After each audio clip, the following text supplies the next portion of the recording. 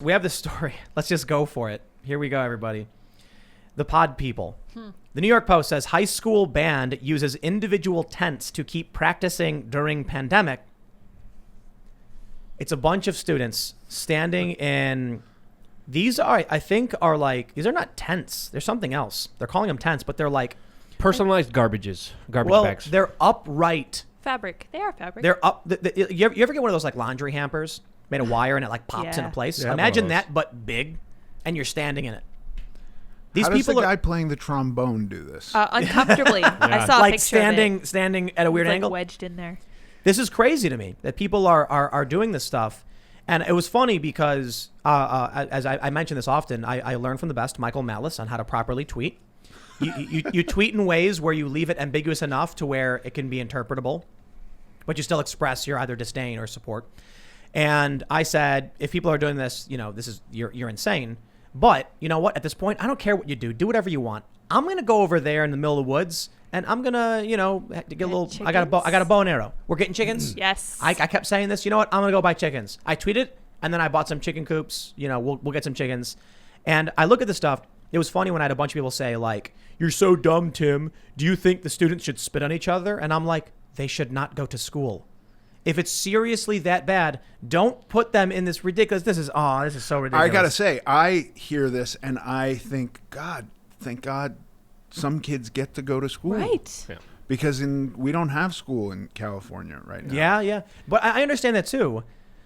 But it's also, you don't need to do this. Like you're spitting into a device and you're standing far away from someone else. This makes no sense. Can we pull up the picture of the kid with the trombone? Yeah, we got it. Because he is extremely uncomfortable. It's amazing. And imagine, and he's also a bigger guy.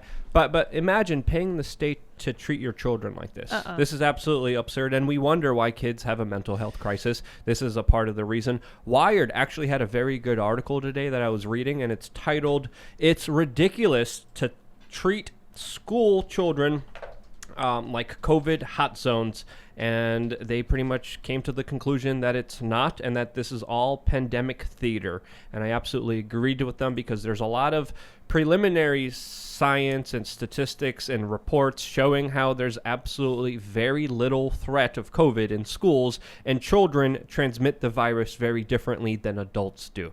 This is from last year though. This is from last May. Yeah, but still, it has been true that children don't spread. I mean, let's be real. What's the survival rate for people under the age of from the ages of like 11 to 20 or whatever is like 99.999%? Yes, something like that. And I guess the argument is, but they'll spread it to grandma, and it's always just like, well, then keep grandma safe. Isolate grandma. Isolate. Use sanitizer. And why?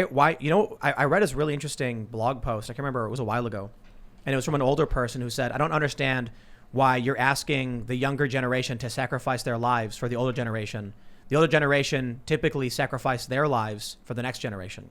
Someone who's in their 80s. Like, do you guys remember what happened with Fukushima, the nuclear plant? Tsunami hits it, radioactive waste.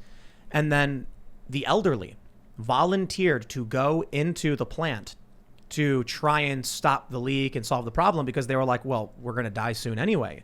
We will sacrifice ourselves for the youth. I actually know somebody, Luke and I knew somebody who was older and lost her life providing tours to journalists in the media to help get the word out and explain what was going on in this area. She ended up getting cancer. And so with the utmost respect, she was an amazing individual. The older generation willing to risk their lives to help the next generation survive. This to me is absolutely insane. Yeah. Making the kids sacrifice their education, their well-being, their upbringing, their food, their nurturing for the older generation. Look, I don't want anyone to die. And I think ultimately it's the choice of the older generation. I want to keep them safe and protected. I don't want to force anybody to sacrifice anything. I just think it's interesting that we've decided as a society that it's better to sacrifice the kids' well-being for, a 99 I believe for the people above 70, it's a 99.5% survival rate. No, I'm sorry, 97.5% survival rate. I just think there's some kind of imbalance there. Maybe we need to address the harder questions about, how we deal with this. Maybe we need to make sure that the elderly are protected. I think maybe Andrew Cuomo needed a lesson in that regard that he never got. Not just him, but these other governors as well. I don't know, man. I think these kids, when you look at the masks, you look at the schools, there are kids who are now spending a large portion of their lives, over a year, not seeing strangers' faces, not seeing expressions, not seeing mouths move. When you look in a person's face, you can tell, people can tell when someone's faking a smile, because a real smile, your eyes actually, smile as well. You smile with your eyes. And even when someone's wearing a mask, you can see when they're smiling the way their eyes move. But what about a kid who doesn't know and hasn't had the chance to develop those social understanding? They're going to be socially stunted. I mean, they're the most important formative years, and we're damaging these kids over this stuff, stuffing them in these tents to play music. You know what, man? If it were me, I wouldn't even go to these schools. When I was 14, I went to high school for about 2 months, and then I just one day was walking to school, stopped, turned around, and went home, and that was it. Do you kind of want to hear what it sounds like when they're playing in the tents, though? Yes, I do. Yeah. I'm a little curious, yeah. I wish there was videos of this. Yeah. But you bring up an important point. First of all, that Fukushima trip was insane. I don't know why I went with you, but we did. Second of all, it's hopefully we don't get thyroid cancer. Yeah. Yeah. So that gives me a little bit of anxiety as well. Tim. Thanks, Tim. Thanks for reminding me about it too. I try not to think about that. But when we talk about these school children, a lot of them who do get the chance to go back, they're forced to social distance, they're forced to mask, but they're also in some schools forced to wear tracking beacons that go off if they get too close to other students, and they get in trouble and they get punished by standing or walking too close to other people. So that's the level of absurdity. Imagine going to a school in your developmental years are authoritarians screaming at you not to be close to another human being, or in some instances, like in Buffalo, telling you that all white people are racist. Just like the story that we covered yesterday. That's why, again, I'm a big proponent of homeschooling. Homeschooling networks are something that people should look into. I know it's very difficult for people to raise children independently, but there's networks out there that let you do this in a way that's very cost effective, that saves you a lot of time, and also lets you be a part of a community that teaches your children the values that you believe in personally, rather than, of course, having a government come in there and scare the other crap out of your children. So I think everybody here seems to be fairly on the not big fans of government scale, I suppose. I don't want to say anarchist. Luke is definitely the resident. You say government, I just don't feel good. I just don't like stupidity. Like this, they found COVID in an ice cream factory in China. There was news that, I don't know, thousands of ice cream tested positive for COVID, that it was living in the fat cells. And you're saying that like the greatest comorbidity is obesity, where there's a lot of fat cells. So that they're obsessed with the air and transmitting it through the air when there's evidence that it's in the food is completely driving me insane. You have to breathe it in, though, right? No, you don't have to breathe. You can eat it, too. You can get COVID from eating it. Apparently. That's what was happening with this, why they were recalling all this ice cream. Weird. I thought it was I a had not respiratory heard thing. that. Yeah. Yeah, which is odd. You would think that maybe the media would be like, red alert. No, but Ian's right, because in China they do the butt swabs. Yep. It's in your digestive tract. You heard about that, right? There's reports of... I didn't read a proper report. I saw a probably don't want to. Right.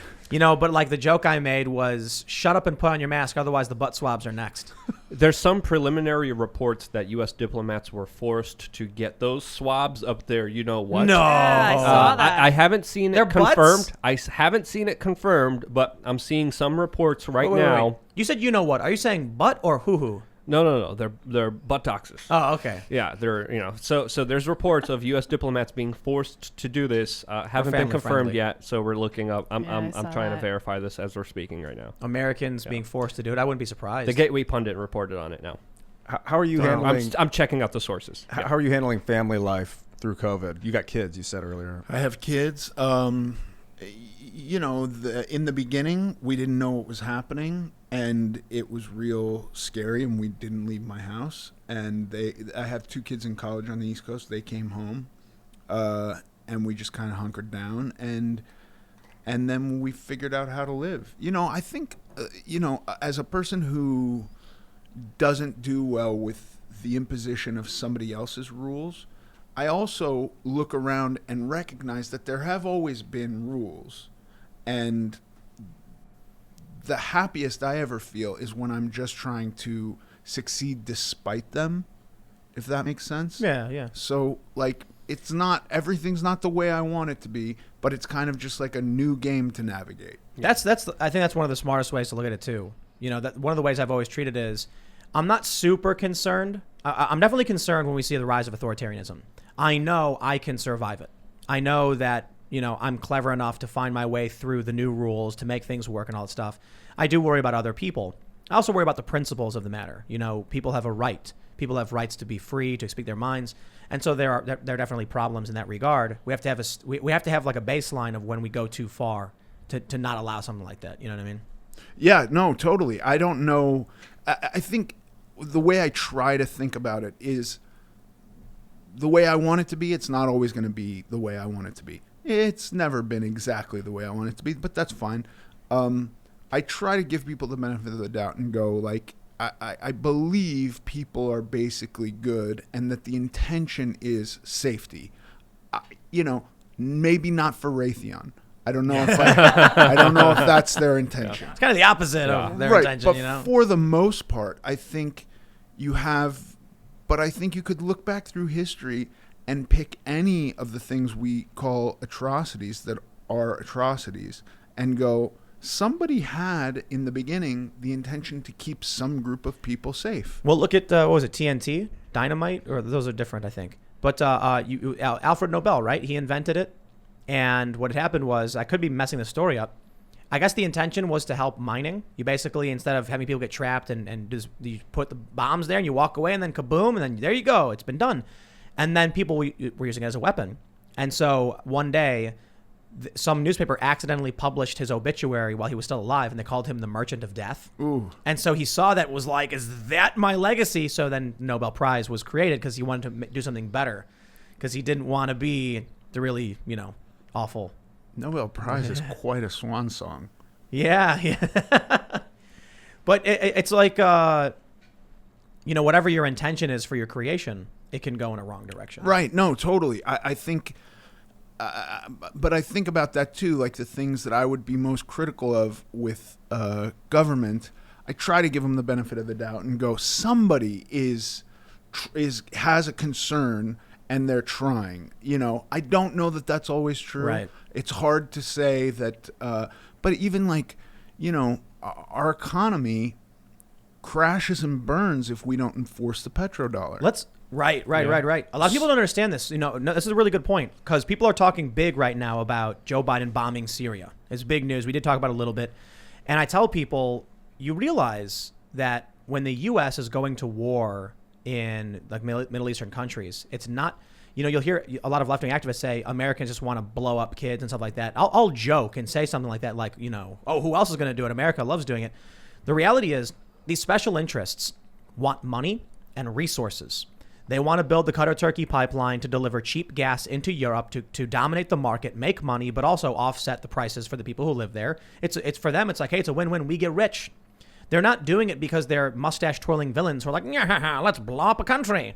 They're saying, I want something that's going to benefit my team. Yeah. And they're willing to do horrifying things to do it. And I look at that, I'm like, I am not interested in funding you blowing up and destroying a country so you can get cheap gas into Europe, man. I'm not in favor of that. Yeah, I listen, morally, I'm not in favor of it either.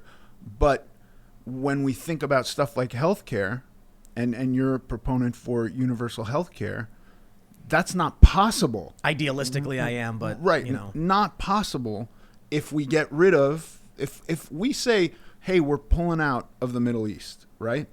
Our economy crumbles, it implodes, it's done. So all of these plans that are being argued about in America are kind of like, none of it survives without those wars. Well, in terms of getting the oil, in a lot of these countries, but we're also producing poppy and opium in Afghanistan. So it's about control and a lot of things. I'm not entirely convinced, though. I think one of the big arguments we saw through the Trump years was, how about we focus on energy development in this country? That way we're not reliant on that. And we became energy independent. So we didn't need those wars anymore. And then we got the Abraham Accords. These are things that I think are good. And I before AOC came out with it, I was a huge proponent of the Green New Deal. I made a couple different segments where I was like, I like this. You know why? Before they actually put the bill out, it was like, would you like to invest government resources and taxpayer dollars into advancing green technologies to make the United States more environmentally friendly and energy independent? And I was like, that sounds like the coolest thing ever. And then they actually released the Green New Deal, and it's like, would you like social equity to give, women of color access to college and healthcare? And I'm like, look, I appreciate the attempt to help people, but please don't use my ideals for environmentalism to push your critical race theory, because I am not a fan of that. And the Green New Deal became about changing the economy and not about developing this technology. So it was like a slap in the face to people who actually thought we got a good thing going. And then the people who are supposed to be proponents of this environmental technology, seriously, the second page of the bill was all critical race theory, social justice, and nothing to do with the environment. We're going to provide college and healthcare. And I'm like, wait, what? I thought we were going to build a fusion reactor, reach ignition, man. And then we're going to have flying cars. Is there anybody trying to do that? They're doing fusion. There's a lot of people working on it. JPL's working on it. Yeah, but we've not, my understanding is we haven't reached the ignition phase. Is that what it is? Where I think not. Where the fusion happens and then the reaction outputs more energy that's put in. So ignition, like a fire. Well, another thing to really kind of consider here is that the U.S. dollar is going to collapse inevitably, especially with its money printing, especially with its money supply. And there's some people arguing that if we end the wars in the Middle East, end this reckless spending, that the debt wouldn't be as high, and we would postpone this inevitable collapse because we are already indebted to such a way where it's impossible to pay back. And this is something that, of course, is going to fall in on itself eventually. Okay, but I have a question. We're able to rack up so much debt because the trading of oil is predominantly done with U.S. dollars around the world. Yes. So that offsets our ability to incur debt. Yep. If we pull out, we can incur no more debt. Right. And all the debt that we've incurred collapses on us. So it's not even necessarily about getting the oil. It's just about saying, you must use dollars. Yes, this is a system put in by Henry Kissinger when, of course, he went over to Saudi Arabia, and this is the larger deal that they have now. But we saw Trump kind of throw a wrench into it a little bit. One, he was brutally honest. He was like, yeah, we're in Syria. We're stealing their oil. Yes, we're giving Saudi Arabia the weapons because we want money. They pay us a good deal. But also, he also had a big priority on energy, where America became the number one energy producer in the world when Donald Trump was in power. So, yes, it's pretty much run through the military-industrial complex. But when you look at the larger kind of foreign policy mishaps, not just the chaos, but the money spent, they don't serve any purpose. And in the long run, in my opinion, they're going to be hurting the United States because they could enforce the trading of oil on the dollar in many different ways. But entangling ourselves in Afghanistan and spending so much money there recklessly and just wasting it away is not going to ensure that. But Ethan hit the nail on the head. Yeah, we can rack up as much debt as we want so long as we force everyone to buy oil with our dollars. Yeah. So I have this image. But that's kind of like, I want to say no war. Morally, I go, this war doesn't make sense to me. Yeah. Morally. But I recognize at the same time, what happens here if we're not doing that? This is a really good point, man. I'd have no problem living in the woods. There's this joke, I will not live in the pod, I will not eat the bugs. And I'm like, well, hold on.